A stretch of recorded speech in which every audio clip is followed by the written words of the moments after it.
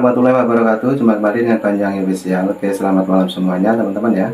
Jadi malam hari ini kita mau nonton lagi, yaitu tentang wakil presiden kita, yaitu Mas Gibran.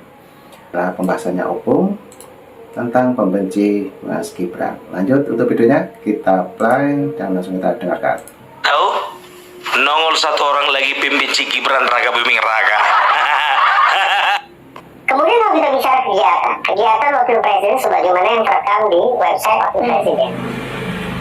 Ya, di satu sisi tidak terlalu kaget, tapi lain sisi juga mengecewakan sekali bahwa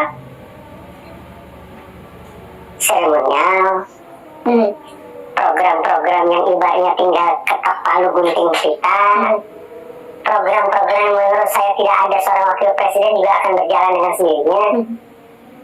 Karena itu izinkan saya bertanya, kira-kira aja kita harus menanggung perasaan terbebani ini berapa lama lagi? Bicara 100 hari pemerintahan Presiden Prabowo, itu di hati saya laksana perbincangan tentang 100 tahun pemerintahan Wakil Presiden Gibran. Saking lamanya gitu. Siapa itu Bung Reza Indragiri? Siapa itu Bung ahli forensik? Kok bisa gitu ya? Gara-gara dia sok-sokan bahas politik.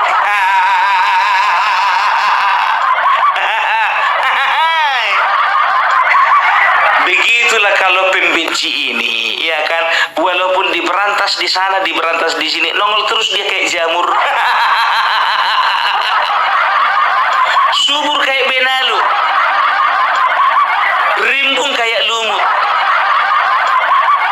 Tapi kelompok-kelompok jamur ini, kelompok benalu dan kelompok lumut, ya kan? Walaupun dibabat habis, kalau udah musim hujan, nongol terus dia. Tapi sebanyak-banyaknya rumput, benalu dan juga jamur sama-sama golongan parasit. Tahu kalian golongan parasit yang menggantungkan hidupnya kepada inangnya, dan ketika dia lepas maka dia mati. Artinya apa? Orang-orang seperti ini kan berharap bisa nongkrong di kabinet, nongkrong di lembaga, nongkrong di badan-badan pemerintahan. Nah, begitu lepas daripada itu semuanya, nggak ada harapan, matilah dia.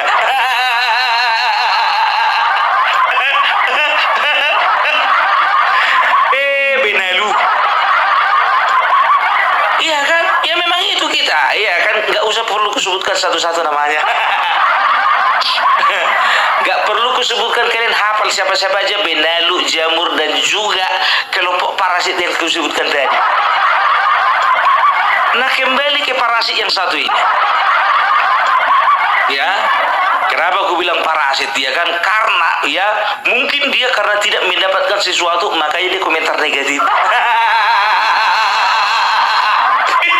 Kok gitu kok Bung? Ada datanya. Kalau Bung Parbelat ngomong nggak pakai data. Jadi tahu kalian, dulu waktu musim-musim pilpres, aku masih ingat, diundanglah dia di salah satu TV, ya, ditanya perihal mengenai persiapan calon wakil presiden menghadapi debat. Apa dia katakan? Kalau saya optimis kepada Bapak Gibran ini. Tidak satupun dari 3 cawapres ini yang secara formal punya latar belakang pendidikan ekonomi. Tetapi Gibran yang paling mendekati, karena setahu saya dia mengambil strategi di bidang marketing. Jadi saya bayangkan alur-alur berpikir ala ekonomi dia sudah punya, melebihi daripada Mahfud dan Mohaimin. Yang kedua, sepanjang yang saya bisa simak di media massa, Gibran ini adalah pemilik bisnis yang luar biasa besarnya. Betapapun beberapa di antaranya ternyata gulung tikar, tapi investasi besar-besaran yang dia terima dalam waktu sedemikian cepat mengindikasikan bahwa tampaknya dia menguasai aspek ekonomi, pengembangan bisnis dan seterusnya. Nah, ini ketiga, di belakang Gibran ini ada 2 tokoh superpower saat ini, yaitu Prabowo Subianto dan Joko Widodo. Artinya hitung-hitungan di atas kertas, Gibran adalah orang yang paling punya akses luas terhadap data. Kita pantas berharap bahwa pada saat debat nanti, informasi atau perspektif yang data driven yang Dibandingkan dengan 2 calon wakil presiden lainnya, Gibran ini walaupun masih muda, tapi dia adalah pelaku ekonomi. Dipuji-pujinya Bertogan, dipuji-puji. Walaupun ada beberapa perusahaannya gulung tikar, tapi saya yakin dia mengerti masalah ekonomi. Meski Mahfud MD dan juga Muhaimin Iskandar profesional dan juga menjabat, tapi kalau urusan ekonomi Gibran nomor 1.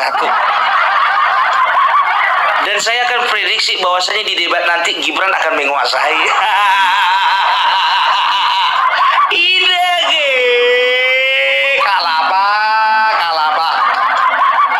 Coba bayangkan kalian, begitu dia sampaikan pujian itu, mungkin berharap dia kan lumayan, mana tahu nanti dilirik.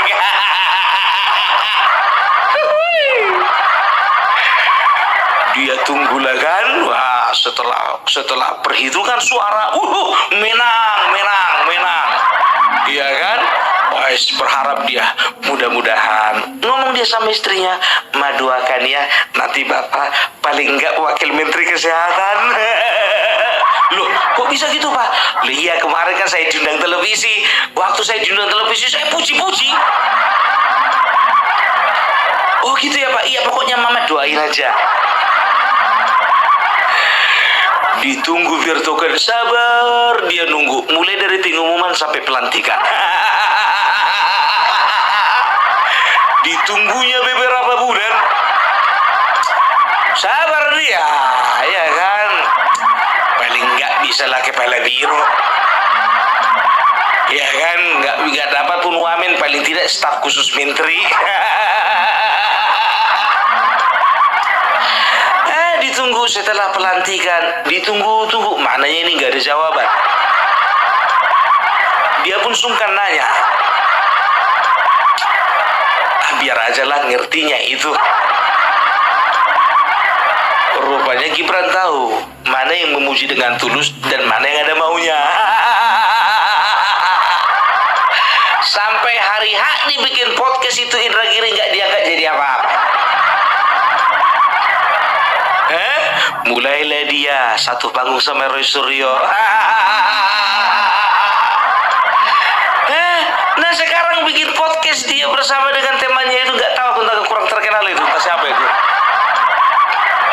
Dia bilang lah 100 hari kerja Bapak Prabowo ini itu sangat luar biasa, ya. Tapi maaflah dulu ya, 100 hari kerja Bapak Prabowo ini sama dengan 100 tahun kerja Bapak Gibran.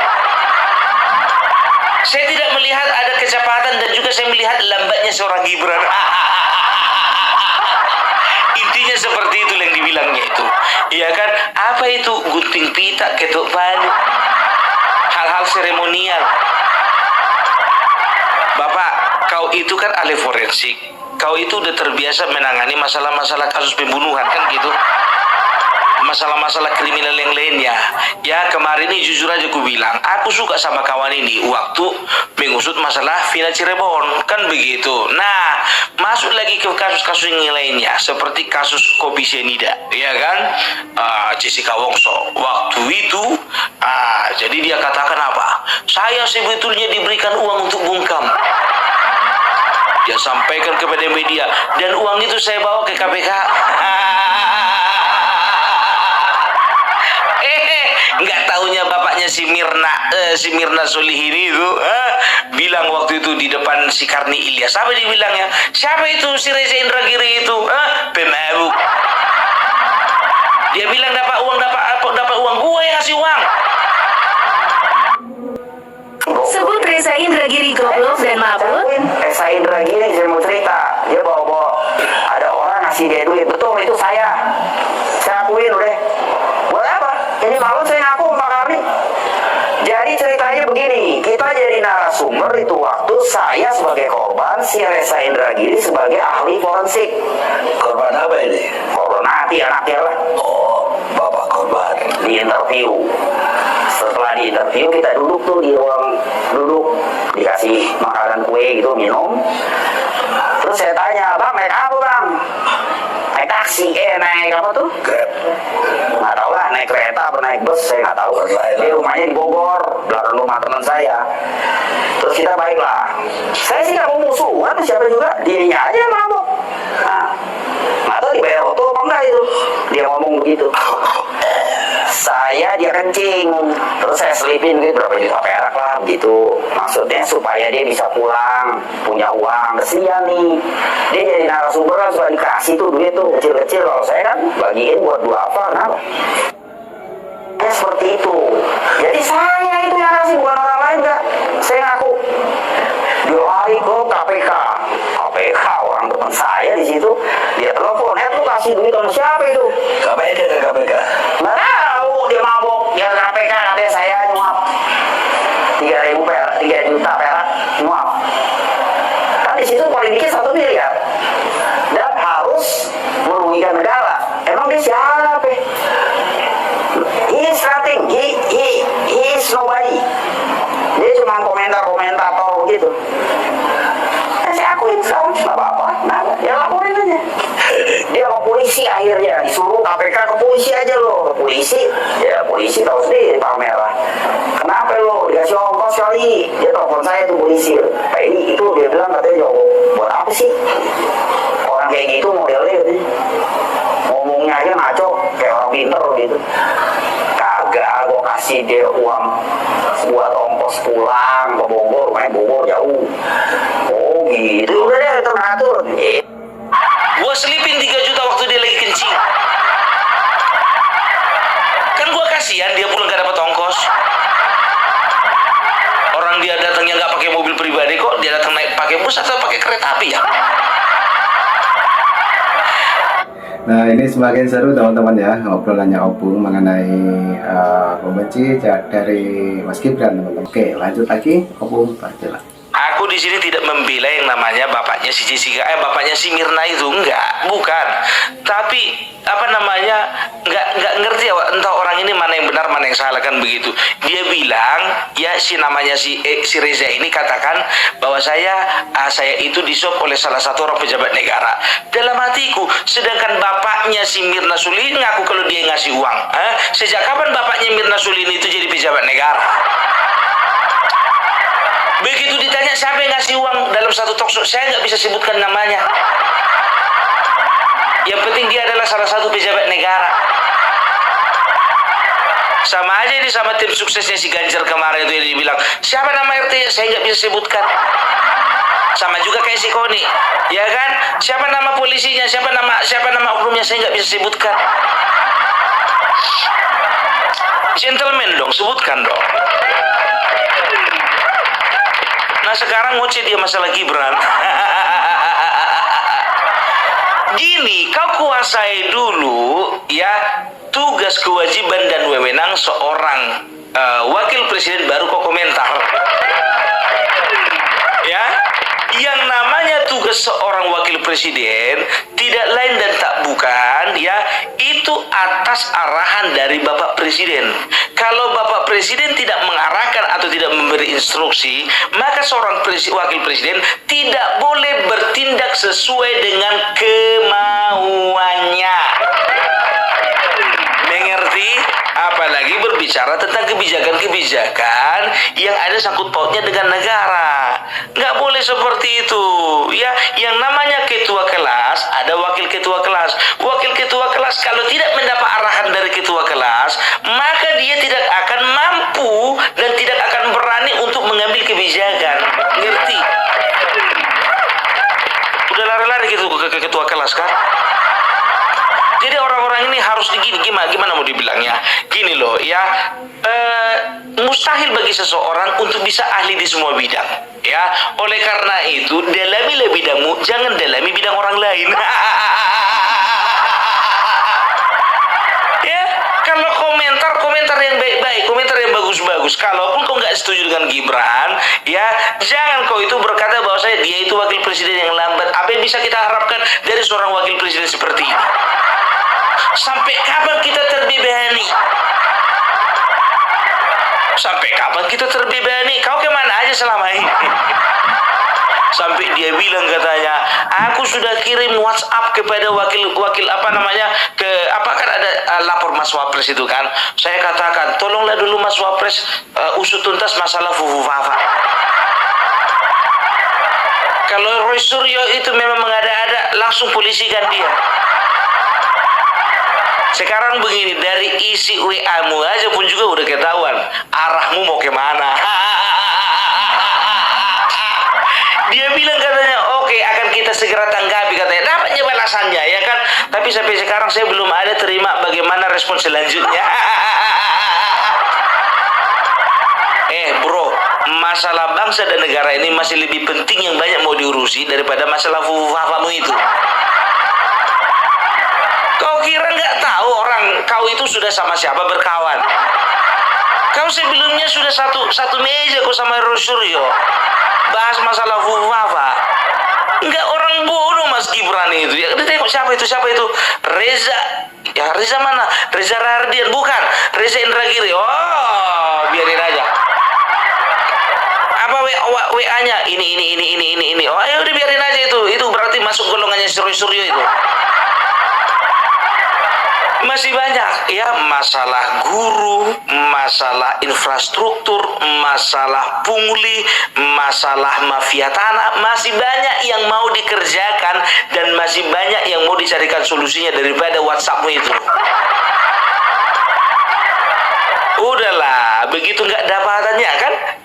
Coba perhatikan kalian. Waktu Pilpres kemarin itu sudah ingat bos jejak digital. Tidak akan mungkin orang begitu gampangnya mudah dari orang yang memuji-puji nggak taunya menghujat kalau nggak ada alasannya. Itu semua orang itu, Said Didu, Refli Harun, Faisal Asgab dan semua yang lele itu, Koni ya, itu adalah orang-orang yang gagal mendapatkan jabatan. Kenapa gagal mendapatkan jabatan? Karena Bapak Prabowo lebih memilih ya bergandengan tangan seiring sejalan dengan Bapak Jokowi dan juga orang-orangnya.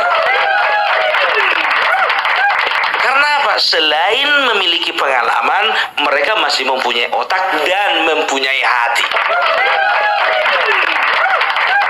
Nggak kayak kalian, nggak dapat jabatan berkoar kalian. Nggak dapat jabatan bikin forum. Nggak dapat jabatan kalian nyemplung ke laut. Nah, ini Opung Marbella membahas lagi dan menyinggung lagi tentang Said Didu, teman-teman ya, yang masih nyemplung katanya. Oke, lanjut lagi untuk Opung Marbella.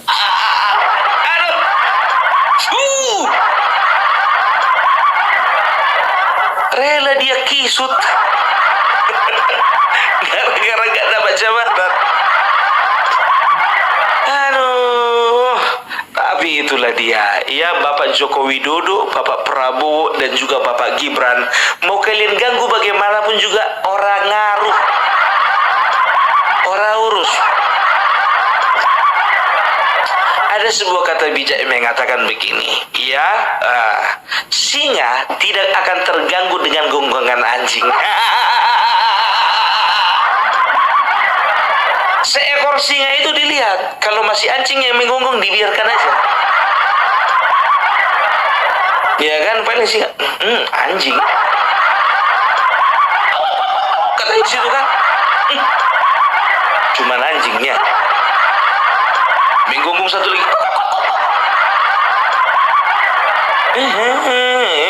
Datang satu lagi anjing ini. Datang gerombolannya lagi. Berapa anjing di situ? 5. Dia duduk aja tenang aja, tidur aja. Dia nggak terganggu dia. Nggak terganggu, ya kan? Singa nggak akan terganggu dengan gonggongan anjing. Tapi kalau sama singa yang datang, dia akan sigap. Itu dia, makanya ya kan nggak salah itu, anjing menggonggong kafilah berlalu. Aduh, sekarang begini dari segi waktu. Reza, kau dengarkan dulu, ini baru 100 hari, 3 bulan. Pemerintah Bapak Prabowo itu 5 tahun, bukan setelah 100 hari besoknya berakhir. Banyak PR, banyak PR. Ya, Setelah itu apa? Dari segi waktu, dari segi kapasitas, ya jangan pernah menyalahkan seorang Gibran Raka Buming Raka. Karena apa? Karena beliau hanya seorang wakil presiden, dan wakil presiden itu sama dengan pembantu presiden yang lainnya, menunggu instruksi dari presiden. Apa yang kau harapkan dari seorang wakil presiden? Komentari dulu masalah marhum Amin, komentari juga Budiono, begitu juga Yusuf Kala. Berani nggak mereka membuat sebuah keputusan, membuat sebuah tindakan action kalau tidak sesuai dengan arahan presiden? Belajar dulu kau jadi ketua RT, bah. Belajar. Atau balik lagi kau jadi ketua kelas. Itu bicara dari kapasitas, ya, waktu dan juga kapasitas. Jadi nggak mungkin seorang wakil mengangkangi ketuanya, mengangkangi pimpinannya. Enggak, kayak nggak pernah aja aku belajar mengenai masalah tata negara. Belajar dulu kau sama Faisal Asegaf. Itu dia, makanya gue bilang, ya. Jadi kalau orang ini, sama tahu nggak kalian, di bangsa ini banyak sekali orang-orang, ya, yang sok-sokan membahas yang bukan bidangnya. Contoh lain, Dokter Tifa. Dokter Tifa, seorang dokter yang harusnya dia mengomentari masalah-masalah kedokteran, berpikir, ya, bagaimana membuat bangsa ini menjadi lebih sehat, sehat jiwanya, sehat juga raganya. Berpikir dia, ya, program makan gratis ini apa-apa saja yang diperlukan dan apa saja nutrisi yang harus dipenuhi bagi anak bangsa untuk bisa mencapai masa depannya. Itu yang harus dipikirkan seorang dokter, bukan malah komentari masalah politik.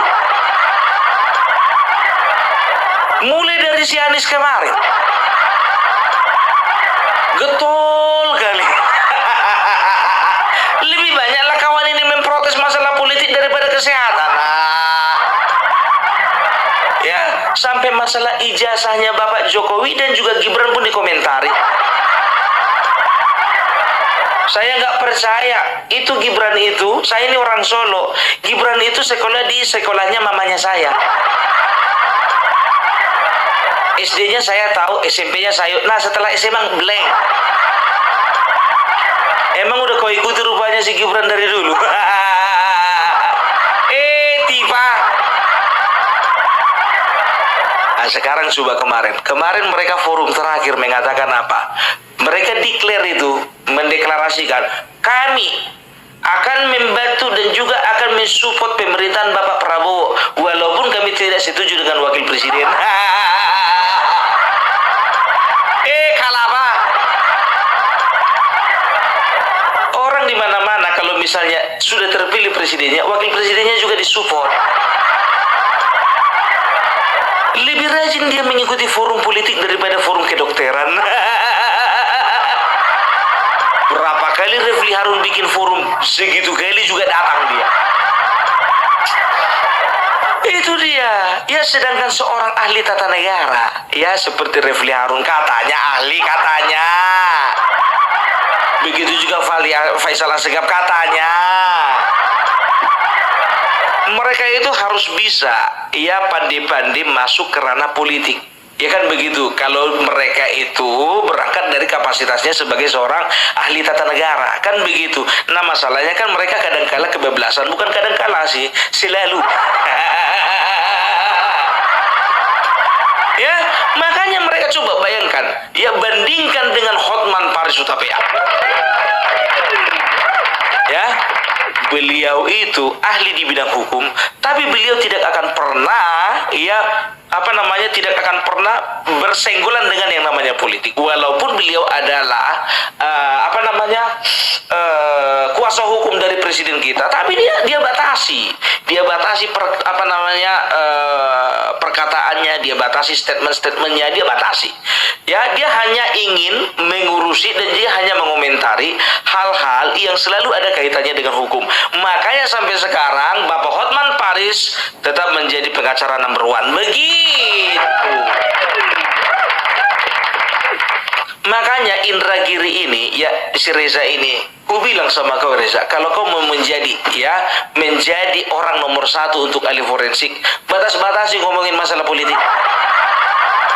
Batas-batasi, ya. Bukannya bilang apa, ini demi kebaikanmu ini. Oke, selesai. Salam Parbelak, salam NKRI, harga mati. Nah, oke teman-teman, itulah obrolan Opung Parbelak untuk malam hari ini, yang dimana Opung Parbelak membahas tentang Reza, yang kemarin juga disinggung langsung ya oleh Opung Parbelak mengenai bapak yang ahli forensik ini ikut-ikutan mengomentari tentang politik. Nah, itulah pembahasannya Opung Parbelak untuk malam hari ini, untuk kita semua teman-teman ya. Ambil hikmahnya, juga mungkin teman-teman punya saran dan kritik, silahkan tulis di kolom komentar saya, dan nanti juga ada video lagi, tetap tunggu di Banyang Spesial. Oke, terima kasih, selamat malam, sehat selalu, dan sampai jumpa di video saya selanjutnya. Terima kasih, thank you, bye bye. Assalamualaikum warahmatullahi wabarakatuh.